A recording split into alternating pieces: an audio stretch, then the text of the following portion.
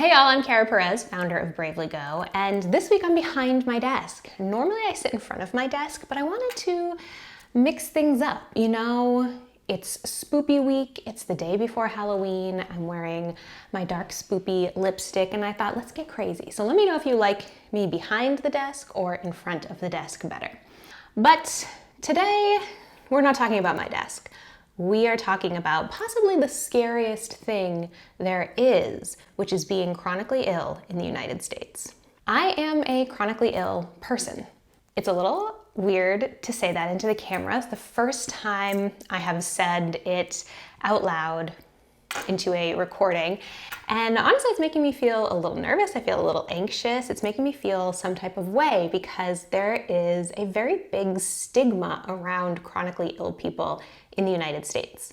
I was diagnosed with Crohn's disease in February 2023, and I am still very much so adjusting to both the diagnosis and making this shift away from I'm a completely healthy person into I'm a person that is going to have to deal with health issues for the remainder of my life. I am still figuring out my treatment options with my GI doctors, and I am now reconfiguring my plans for financial independence.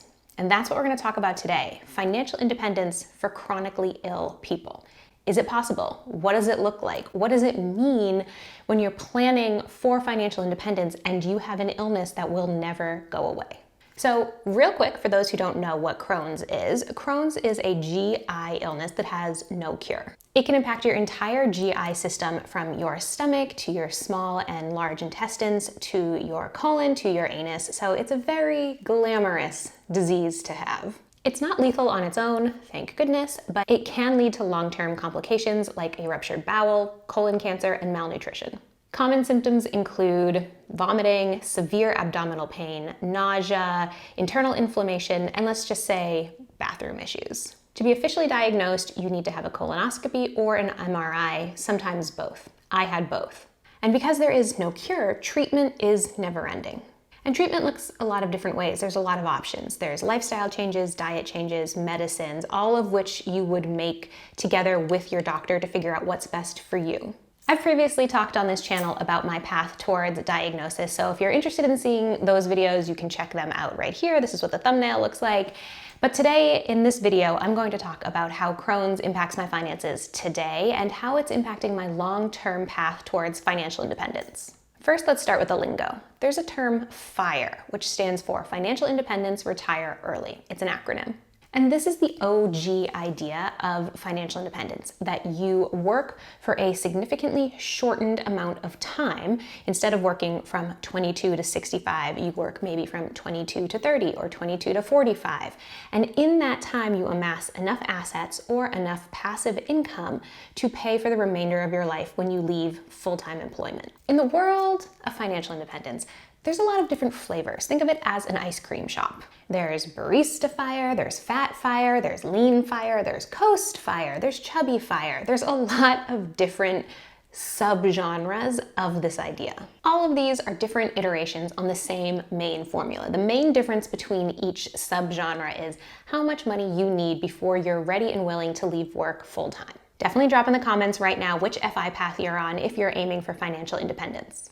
Now, I am a naturally low spender. I do not really get a lot of joy out of spending money. So in my original FI plan, I just kind of naturally geared towards lean FI, which is the subgenre for people who plan to spend $30,000 or less annually in retirement. $30K is very in line with my past spending as an adult who pays for everything on her own. In past years, I have spent anywhere from $25,000 a year to $35,000 a year. And that $10,000 swing largely depends on healthcare and housing. I am a renter and I am on the ACA, which means that basically every single year, my housing and my healthcare costs change. My original financial independence number was $1.5 million as my net worth with zero debt. I plan to have roughly $1 million in my stock market investments and about $500,000 worth of home equity.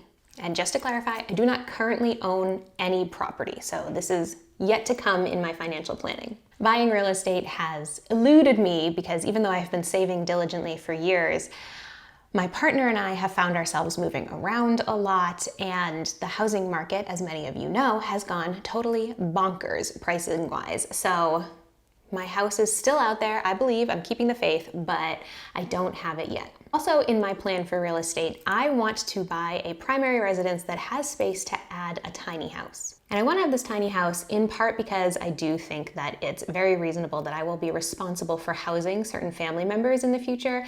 And also, I want to be able to generate income from my property without having to rent out rooms in my house. By having a separate ADU, additional dwelling unit, that's a little real estate lingo for you there, on my property, I would be able to generate extra income without contributing to the housing crisis, which is also really important to me. So that was the gist of my original plan.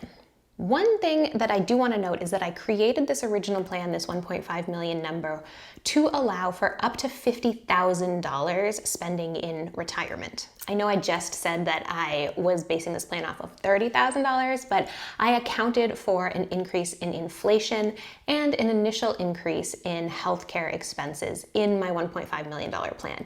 Even before I knew I had Crohn's, I assumed that healthcare would get more expensive the longer I'm alive. So I wanted to build in the ability to spend more on that into my original FIRE plan. This is kind of a bummer thing to say, but I see absolutely no reason to believe that life in the United States will get cheaper in 20 years. So I think it's a good idea for all of us to plan for our retirement years, no matter how you're defining retirement, to be more expensive than they are now.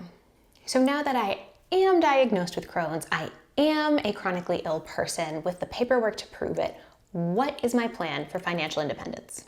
Well, the single biggest change is that ongoing treatment means ongoing bills. So I have to make changes to my investments, to my cash savings, and to my long-term healthcare costs. However, because Original Cara did build in a plan for $50,000 annual spending, I don't have to make drastic changes.